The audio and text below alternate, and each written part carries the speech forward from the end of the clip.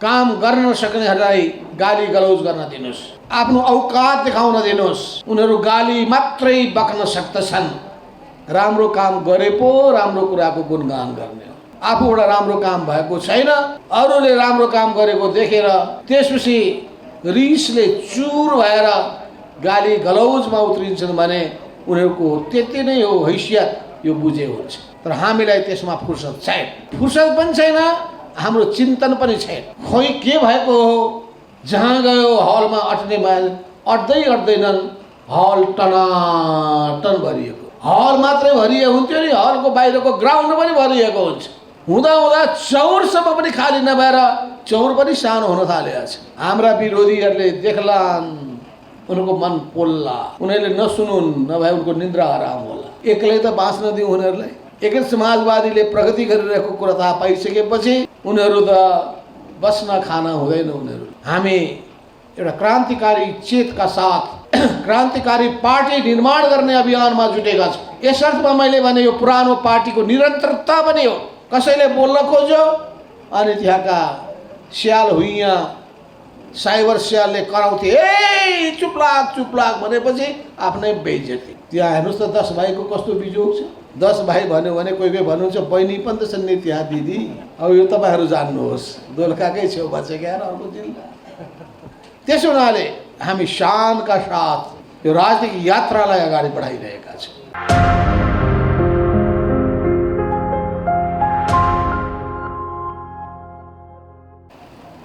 उदय नामको हिसाबले नयाँ पार्टीको उदय भएको छ, तर नेताहरूको कार्यकर्ताको पङ्क्तिको हिसाबले इतिहासमा लामो योगदान गरेका नेता र कार्यकर्ताहरू हामीसँग लामबद्ध भएर यो पार्टीको झन्डालाई बुलन्द गर्दै अगाडि बढिरहनु भएको छ। यस कारणले हामी के भनिरहेका छौँ भने 2006 सालमा स्थापना भएको गणपुष्पलालले गठन गर्नुभएको कम्युनिस्ट पार्टीको यो निरन्तरता हो। इतिहासको त्यो विरासत, इतिहासको उत्तराधिकारी हामी हौँ र त्यो दावाका साथ हामी भनिरहेका छौँ। कुनै इफ कुनै बट छैन, कुनै कमा कुनै फुल स्टप छैन। किन छैन भन्दा दावाका साथ भनिरहेका छौँ कि नेपालको कम्युनिस्ट आन्दोलनको सुरुवात 2006 सालमा भयो। त्यसको गठन पुष्पलालले गर्नुभयो। पछि गएर जब रायमाझीको नेतृत्व हावी भयो, उहाँले विद्रोह गर्नुभयो। विद्रोह गरेर अर्को पार्टी बनाउनु भयो। तर अर्को पार्टी बनाए पनि उहाँ 6 सालको कम्युनिस्ट पार्टीको निरन्तरताको प्रतीक हुनुभयो। त्यसै गरी हामीले पनि पुष्पलाल समूहमा बसेर काम गऱ्यौँ, पछि विद्रोह गऱ्यौँ र 32 सालमा कोअर्डिनेसन केन्द्रको स्थापना गऱ्यौँ। नाम राख्यौँ कोअर्डिनेसन केन्द्र। 35 सालमा फेरि त्यसलाई अगाडि बढायौँ, नाम राख्यौँ नेपाल कम्युनिस्ट पार्टी माले। 2035 सालको पुसको 11 गतेका दिनमा कमरेड मदन भण्डारीलाई व्यवस्थापनको जिम्मा दिइएको थियो मोरङको इटरा भन्ने गाउँमा, र त्यो जिम्मेवारी दिन जाने मान्छे मै थिएँ।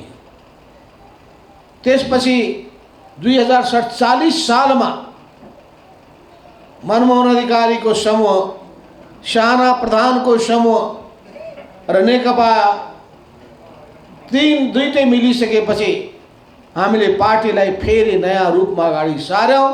त्यसको नाम हामीले दियौँ नेपाल कम्युनिस्ट पार्टी एमाले। एमालेको रूपमा अगाडि बढ्दै गयो।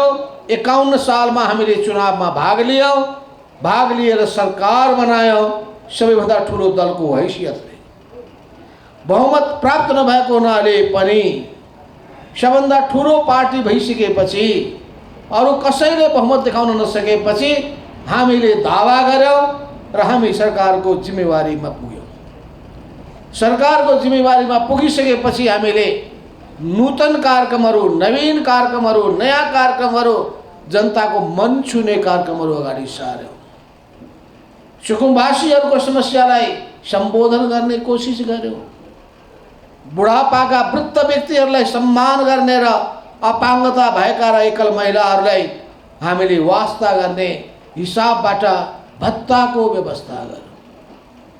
त्यो हाम्रो भावना हो। त्यो समाजका ती व्यक्तिहरू सम्मान र चासो र चिन्ताको हुनुको निम्ति पात्र हुनुहुन्छ र त्यसको चासो राज्यले लिनुपर्छ, समाजले राख्नु पर्दछ भन्ने धारणा राखेर हामीले मात्र 100 रुपैयाँ महिनाको दिएका थियौँ।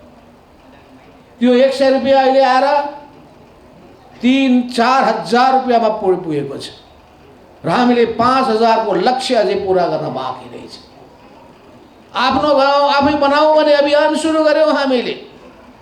त्यो बेलासम्म सत्तामा पुग्ने पार्टीहरूले आफ्नो प्रभाव भएको ठाउँमा मात्रै पैसा पठाउने गर्थे।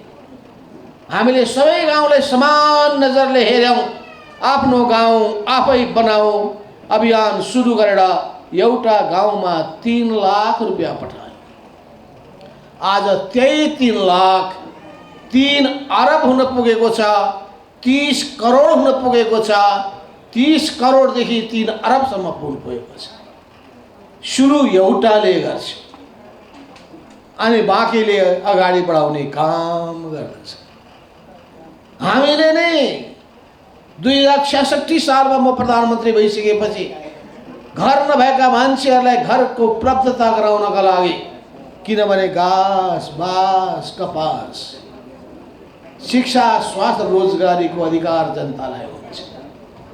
हामीले जनता आवास कार्यक्रमको सुरुवात गर्यौँ। हामीले युवा स्वरोजगार कोषको व्यवस्था गर्यौँ। हामीले युवाहरूलाई रोजगारी आफै उपलब्ध गराउनका लागि रकमको प्रबन्ध सुरु गर्यौँ। हामीले त्यो हाम्रै पालामा, मै प्रधानमन्त्री भएको बेलामा सिटिभिटीको, पोलिटेक्निकल इन्स्टिच्युटहरूको, युनिभर्सिटीहरूको, नर्सिङ इन्स्टिच्युटहरूको स्थापना गरेर मान्छेहरूलाई प्राविधिक तालिम र शिक्षा हासिल गर्नका लागि महत्त्व दिएर हामीले यस क्षेत्रमा लगानी पनि गर्यौँ, कल्पना पनि गरेको थिएन।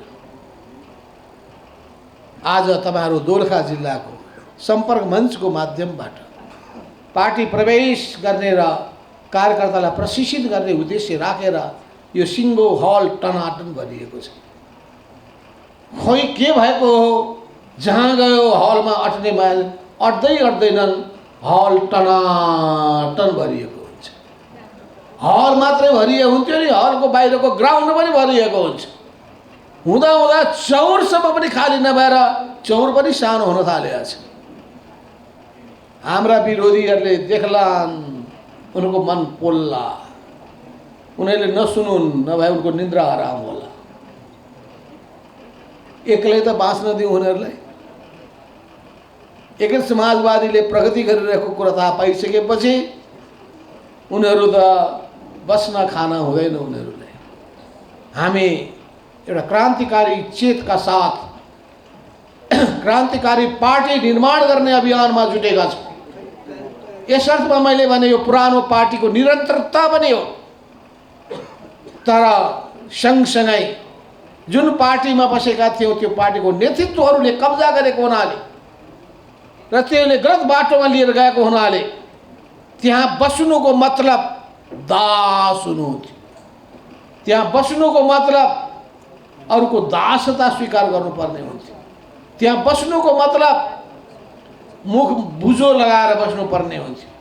बोलिहाल्यो भने कारबाहीको शिकार हुनु पर्दथ्यो, होइन भने निरीह भएर बस्नु पर्थ्यो। चुप लाग्नुहोस् भने चुप लाग्यो, निस्किनुहोस् निस्कियो। कसैले बोल्न खोज्यो अनि त्यहाँका स्याल हुइया साइबर स्यालले कराउँथे, ए चुप लाग भनेपछि आफ्नै बेइज्जती। त्यहाँ हेर्नुहोस् त 10 भाइको कस्तो बिजोग छ। 10 भाइ भन्यो भने कोही कोही भन्नुहुन्छ बहिनी पनि त छन् नि त्यहाँ दिदी। अब यो तपाईहरु जान्नुहोस्, दोलखाकै छेउमा छ क्या अर्को जिल्ला। त्यसो हुनाले हामी शानका साथ यो राजनीतिक यात्रालाई अगाडि बढाइरहेका छौँ। शान र मानका साथ, क्रान्तिकारी चेतका साथ हामी अगाडि बढिरहेका छौँ। हामीले दक्षिणपन्थी बाटोलाई परित्याग गरेका छौँ। दक्षिणपन्थी शक्तिहरूसँगको साँठगाँठलाई अस्वीकार गरेका छन्। राजालाई फेरि फर्काएर ल्याउने र हिन्दूवादको नारा लगाउँदै देशलाई एउटा धर्मको मात्र स्थितिमा पुर्याउनुभन्दा सबैलाई समेटेर तर नेपालको आफ्नो पहिचानलाई कायम राखेर अघि बढ्न पनि चाहन्छ।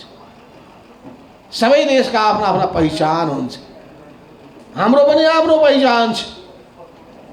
हाम्रो आफ्नै पहिचान, हाम्रो आफ्नै इतिहास, हाम्रो आफ्नै सभ्यता पनि छ। त्यस अर्थमा हामी नेपालको इतिहासको गौरव गाथालाई जोगाउन चाहन्छौँ। हाम्रा पुर्खाहरूले नेपाल राष्ट्रको प्रतिष्ठालाई कसरी जोगाए त्यसको उचित कदर पनि गर्न चाहन्छौँ। हामी मार्क्सवादको क्रान्तिकारी सोचलाई आत्मसात गर्दै सर्वहारा श्रमजीवी वर्गहरू, अन्याय अत्याचारमा पिल्सिएका जनताहरू, छुवाछुतको शिकार भएका दलित समुदायहरू, महिलाहरूमाथि हुने गरेका विभेदमा परेका महिलाहरू, अल्पसंख्यक समुदायहरू, गरिबी अभावको मारमा परेका पीडा र वेदनाले छटपटिएका जनताहरू, यिनीहरूको पक्षमा दृढताका साथ उभिन चाहन्छ। यी हाम्रा दृष्टिकोणका कुरा हुनेलाई भन्छन् वर्गीय दृष्टिकोण। हामी वर्गीय दृष्टिकोणका साथ मेहनतका जनताको पक्षमा उभिन चाहन्छ। राष्ट्रिय पुँजीको विकास गर्न चाहन्छौँ, तर दलाल पुँजीको होइन। नोकरशाही रहेछन्, इँटा बोकेर आफै जाँदा रहेछन्, अनि इँटाको पर्खाल बनाउँदा रहेछन्, छत ढलान गर्दा रहेछन्, छतमा पानी फेरि त्यो ढलान गरिएको ठानेका थिए। पैसा पनि देशभित्रैबाट ल्याइयो, इन्जिनियर पनि देशभित्रैबाट ल्याइयो र नेपालले आफै त्यो विद्युत परियोजना निर्माण गरेर उदाहरण प्रस्तुत गर्यो। त्यसो हुनाले सबभन्दा पहिले आँट हुनुपर्छ, सोच स्पष्ट हुनुपर्छ, दृष्टिकोण साफ हुनुपर्दछ, भिजन हुनुपर्छ। भिजन छ भने, सपना छ भने, परियोजना छ भने, अनि योजना लागू गर्नका लागि तपाईसँग वस्तुगत नीतिहरू, बजेटको तर्जुमाहरू गर्न सक्नु भएको छ भने, काम समयमा भयो भएन अनुगमन गर्नुहुन्छ भने, कामका त्रुटिहरू समयमा सुधार्ने र छिटो गुणस्तरीय कामहरू सम्पन्न गर्ने काम गर्नुहुन्छ भने त्यो नै उदाहरणीय हुन सक्दछ। त्यसो हुनाले हामी कुरामा होइन काममा विश्वास गर्न चाहन्छौँ। हामी जनताको हित र सेवामा आफूलाई समर्पित गर्न चाहन्छौँ। आज 6 महिना मात्रै भएको छ नयाँ पार्टी बनाएको, नेपाल कम्युनिस्ट पार्टी एक समाजवादी बनाएको। आज यो पार्टीमा आकर्षण बढेको छ, मान्छेहरू आकर्षित भएका छन्।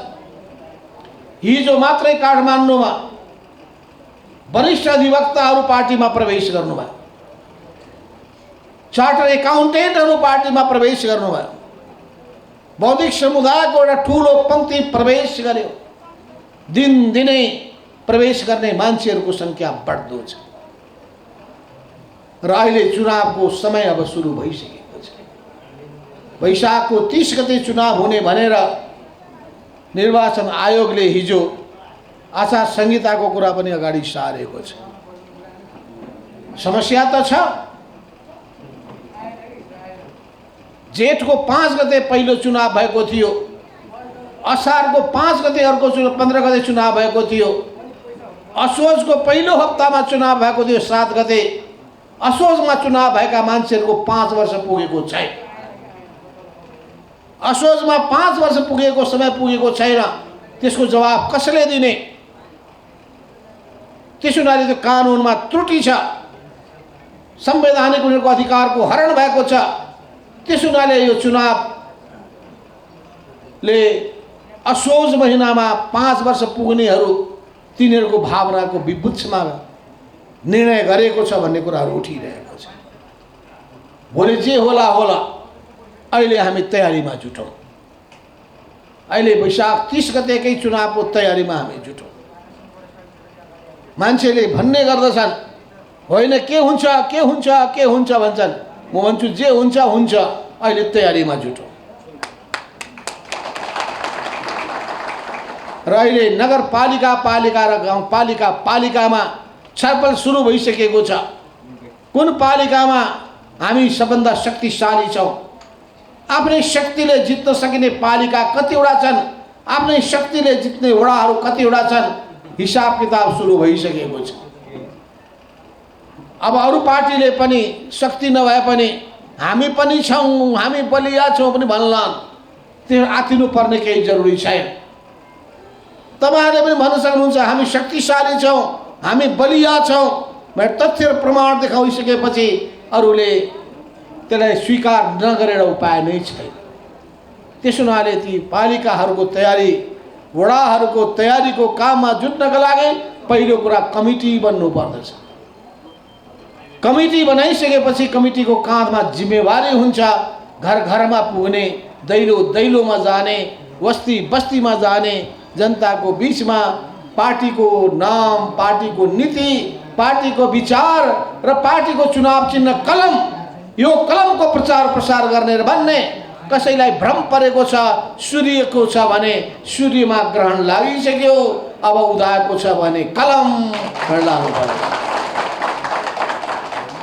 र त्यो कलम तपाईले ठ्याक्क आफ्नो गोजीमा राखेर यसो देखाइदिए भइगयो नि, यही हो कलम भन्दै। अनि कलम देखाइसकेपछि यही हो कलम चिन्ह भएर तपाईले जनतालाई देखाएपछि बुझिहाल्छ नि जनताले। निर्वाचन आयोगले पनि त्यसमा रोक लगाएको छैन भने पनि तर उपायहरू खोजी गर्नु होला। कलम नै न्याय र सत्यको प्रतीक हो। यसले न्यायको गीत पनि लेख्छ, न्यायको आवाज पनि बुलन्द गर्छ। यसले सत्यको खोजी पनि गर्दछ, सत्यको पक्षपोषण पनि गर्दछ। यो सहीलाई सही र गलतलाई गलत भन्छ, बेठिकका विरुद्धमा जुझ्नका लागि प्रेरित गर्दछ, प्रेरणा दिने गर्दछ। त्यसो हुनाले हामीले बडो उचित कलम चिन्ह रोजेका छौँ र यो चिन्हको जितको सुरुवात भइसकेको छ। यही कलम चिन्हले पहिलो पटक राष्ट्रिय सभाको चुनावमा हाम्रा उम्मेदवार डाक्टर खिमलाल भट्टराईलाई जिताएको थियो, खिमलाल देवकोटालाई जिताएको थियो र हाम्रो प्रतिद्वन्दीलाई सूर्य सहित नै धुलो चटाएको थियो। दोस्रो चोटिको चुनावमा 19 जना उम्मेदवार हामीले खडा गरेका थियौँ गठबन्धनको तर्फबाट। एउटा बाहेक सबै गठबन्धनका उम्मेदवारहरूले शानदार विजय हासिल गरेर एउटा उदाहरण प्रस्तुत गरिसकेका छन्। त्यसो हुनाले कलम चिन्हको प्रचार पुगेन होइन, प्रचार पुग्छ। त्यो प्रचार अभियान लिएर जानका लागि तपाईहरुको सक्रियता आवश्यक छ। त्यसो हुनाले आजको यो कार्यक्रममा म तपाईहरुलाई बुलन्दीका साथ, उच्च मनोबलका साथ, आत्मविश्वासका साथ, आशावादिताका साथ सत्यको र न्यायको जित हुन्छ भने र हाम्रो पार्टी एक समाजवादीले अगाडि सारेको विचार र मान्यताहरूको जित हुन्छ भने विश्वासका साथ अगाडि बढ्नुहोस्। बैरीहरूले 10 किसिमका कुप्रचार गर्लान्, कुतर्क गर्लान्, कुतर्कलाई जमेर जवाब दिनुहोस्। हामीले बेठिक नाजायज कुनै काम गरेका छैनौँ। त्यसो हुनाले शिर ठाडो पारेर अगाडि बढ्नुहोस्। हामी सबै ठाउँमा हिजो मात्रै तपाईले सुन्नुभयो, सुदूरपश्चिम प्रदेशमा हामीले हाम्रै केही साथीहरूलाई विदा गर्नु पर्यो। कांग्रेस पार्टी सरकारमा थिएन, उनीहरूले सरकारमा सामेल पनि गर्नु पर्यो। हामीले त्यहाँ मुख्यमन्त्री पाउनु पर्नका लागि सबै दिन तयार पनि थिए, तर हामीलाई गाह्रो के पर्यो भने 7 वटा ठाउँ मध्ये 3टा ठाउँको मुख्यमन्त्री तपाईले लिन मिल्छ भनेपछि बोल्न गाह्रो भयो। 2टा त मुख्यमन्त्री लिनुभएकै छ, 1 नम्बर र 3 नम्बरमा। कि त 1 नम्बर या 3 नम्बरको छोड्नुहोस्, अनि 7 को पनि मैलाई, 6 को पनि मैलाई भन्नु भने मिल्छ भनेपछि के भन्नु जस्तो हो। त्यसो हुनाले शक्ति बलियो पनि भइसकेपछि मिल्छ भन्न सजिलो हुन्छ। त्यसैले शक्ति बलियो बनाउनका लागि सङ्गठन विस्तार गर्नुपर्दछ। सङ्गठन विस्तार गरेर नै जनताको मन र विश्वास जित्नु पर्दछ। जनताको मन र विश्वास जितेर नै चुनावमा विजय हासिल गर्नुपर्दछ। चुनावमा विजय हासिल गरेर नै यो पार्टीलाई सबैभन्दा ठुलो पार्टी, लोकप्रिय पार्टी बनाएर जनतामा स्थापित गर्ने काम पनि गर्नुपर्छ। त्यसो हुनाले तपाईँ गोर्खा जिल्लावासी, तपाईँहरूलाई नै सबभन्दा पहिले म सम्पर्क गर्न पुगेको थिएँ 2030 सालका दिन। 2030 सालमा मोरङबाट म हानिँदै सोच्दै तपाईँहरूको दोलखा पुगेँ र दोलखाको सीमावती हाई स्कुलमा राति बास बसेँ। त्यहाँको होस्टेलमा बास बसेको कसैले सुईको पनि पाएनन्। हावाले सुईको पायो, रुखले हेर्दै थियो। बाटोमा अँध्यारो रातमा राति 8 बजे म प्रवेश गरेँ। भर्खरको छिटो म एक्लो आँट गरेर गएको थिएँ सोझै हानिँदै पार्टी बनाउनका लागि। अनि त्यही दोलखाको छेउमा रहेको सिन्धुपाल्चोकको पिस्करबाट अमृत बोहरालाई त्यो पार्टीमा केन्द्रीय तहमा ल्याएर अनि सङ्गठन देशव्यापी रूपमा फैलाउने काममा मैले नै भूमिका खेलेँ। त्यसो हुनाले दोलखा जिल्लासँग मेरो सम्बन्ध उहिलेको 48 वर्ष भइसकेछ। 48 वर्ष भइसकेछ। त्यसो हुनाले तपाईँहरू मध्ये त कतिपयहरू जन्मनु भएकै थिएन भनेपछि त्यो दोलखाले उहिलेदेखि नै, त्योभन्दा पहिलेदेखिको कम्युनिस्ट आन्दोलनको प्रगतिशील राजनीतिको आधार थलो भएको त्यो दोलखा जिल्ला हो। त्यही जिल्लाको बाटो भएर म लुकेर म अमृत बोहरा र जीवराज आश्रित चीनको सिमाना क्रस गरेर चिनिया कम्युनिस्ट पार्टीको भ्रमणमा 2038 सालमा हामी गएका थियौँ। त्यो सबै गाउँको नाम त याद छैन, मलाई लाग्छ जितवीर लामाको गाउँ हुँदै हुँदै हुँदै अनि त्यहाँ बाटोमा कहीँ गोठमा राति सुतेर अनि कतै के भन्छन् त्यसलाई, पहाडको सुरुङमा ओडारमा सुतेर बिस्कुट खाएर काठमाडौँ किनेर लिएर गएको केक खाएर पारिपट्टि हामी पुगेका थियौँ। ती सबै स्मृति पटलमा मेरो ताजै छ। भनेपछि 40 वर्षको त्यो पुरानो 48 वर्षको पुराना सम्झनाहरू दोलखालाई सम्झने बित्तिकै ताजा भएर आउँछ। त्यसो हुनाले पुष्पदेव चौलागाई कमडैले हुनुहुन्न, तर उहाँले छोड्नु भएको सपना जिउँदै छ। त्यो सपनालाई तपाईँले साकार पार्नका लागि अगाडि बढ्नुहोस्, सफलता मिलोस्। तपाईँहरू पार्टीमा अहिले जो आउँदै हुनुहुन्छ उहाँलाई म स्वागत गर्न चाहन्छु र नयाँ वर्ष अब आउँदैछ। नेपाल विक्रम सम्वत 2079 सालमा प्रवेश गर्न गइरहेको छ। त्यसको पूर्व सन्ध्यामा तपाईँ दोलखा जिल्लावासी आदरणीय दाजुभाइ दिदीबहिनीहरूलाई सबै कमरेडलाई धेरै धेरै शुभकामना दिँदै र सबैलाई क्रान्तिकारी लाल सलामको बाँध्दै म यहीँ टुङ्ग्याउन चाहन्छु। धन्यवाद, नमस्कार।